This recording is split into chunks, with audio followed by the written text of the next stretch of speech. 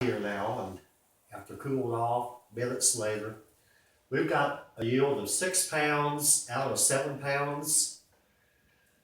That's pretty good. Well, let me show you what all we have though. We've got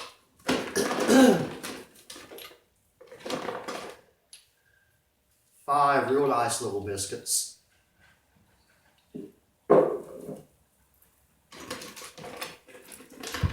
2 partial biscuits. Looks like a rock, but that's brass. And then we got some slag. Now the slag, we can probably get something out of that. Not count the slag, let's say we got 5 pounds. Yeah, that's not bad out of 7 pounds. You've got something to do something with. And they're kind of neat whenever you polish them up.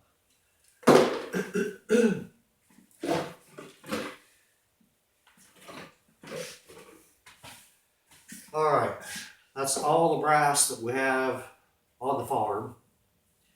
And I think that today I'm going to finish off the day with this metal that we got from the bullet jacket material. I'm not very proud of this. And I broke these surface plates this morning. And you can see the strata of how there's things that are in suspension along with the other metal. That may be part of the nickel from other bullet jackets, some kind of a hard alloy, I don't know. But I think that we could probably clean this up by running it through the furnace again. I'm